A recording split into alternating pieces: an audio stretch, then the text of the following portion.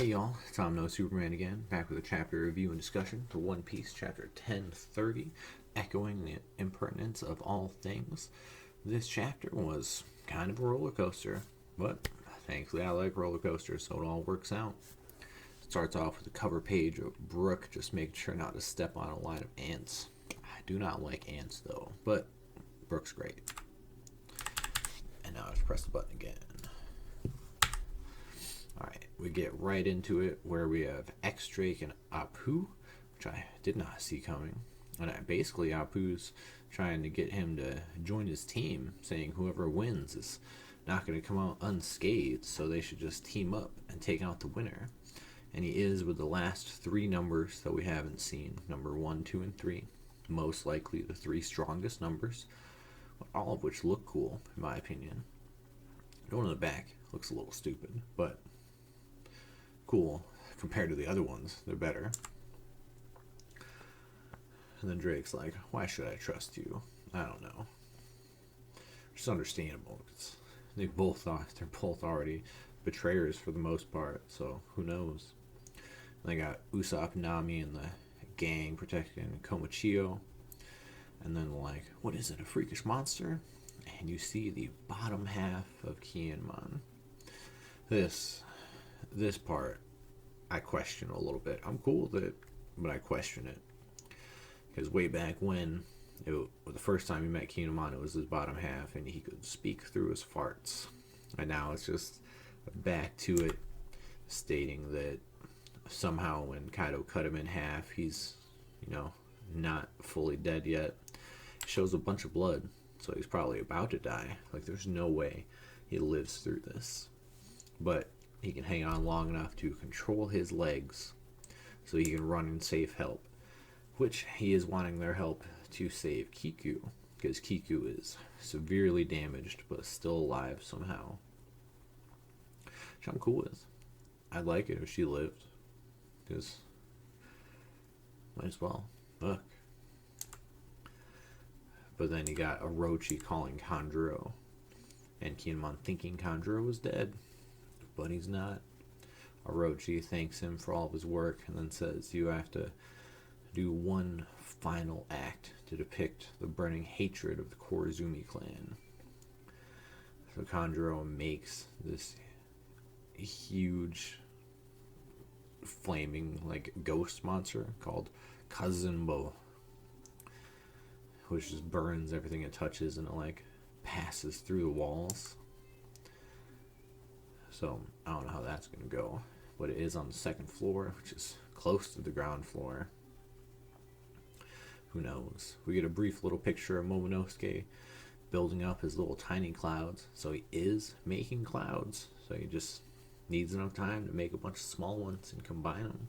So that's doable. So that works.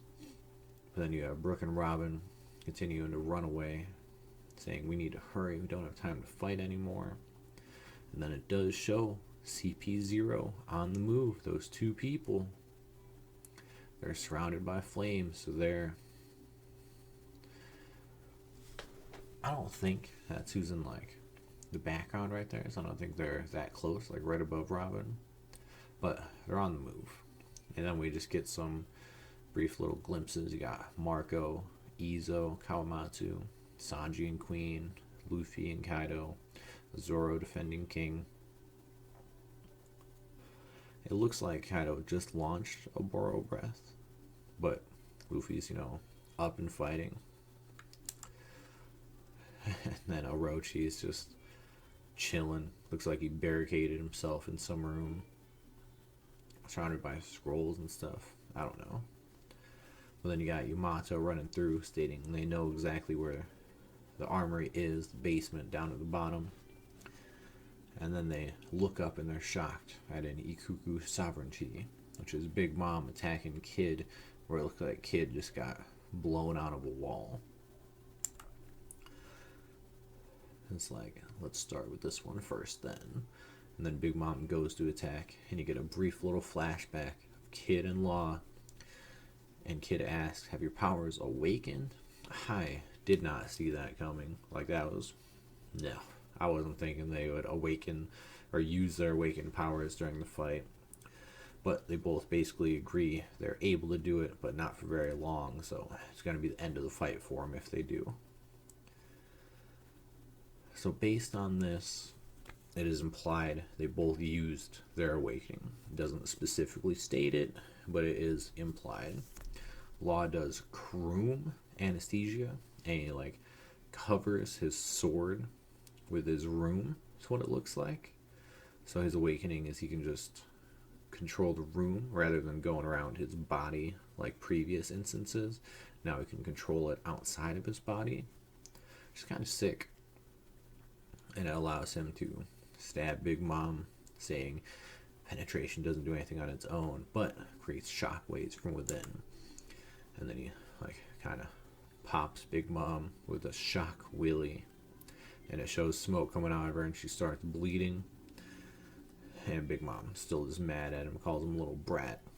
But then Kid says, "Here, have some magnetism, a sign." And then the sword, Napoleon, gets stuck to Big Mom, and it shows all the guns being pulled towards Big Mom from all the beast pirates. And then it says the tower's middle beams are becoming exposed, and it looks like they all crush and go into Big Mom.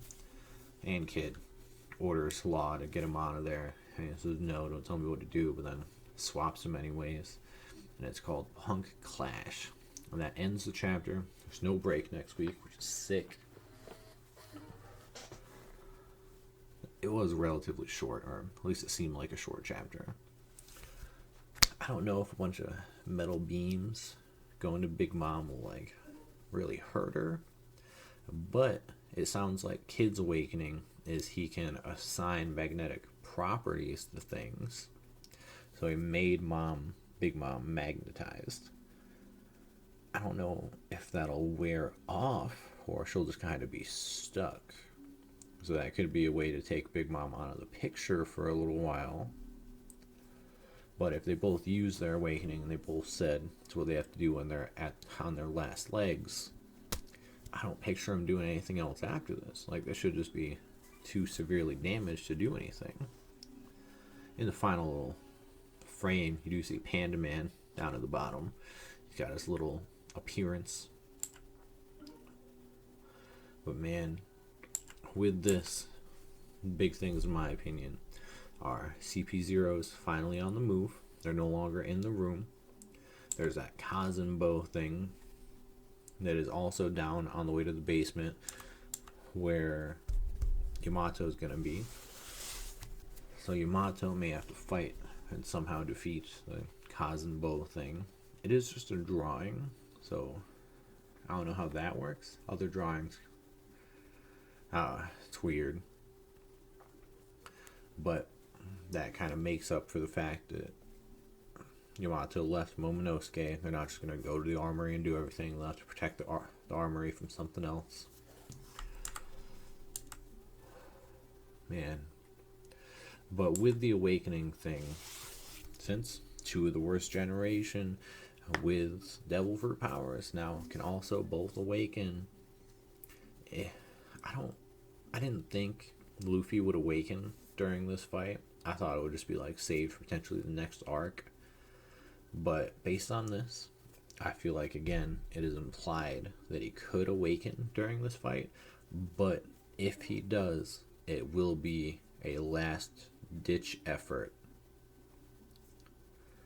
and he'll be done afterwards. He won't be able to do anything.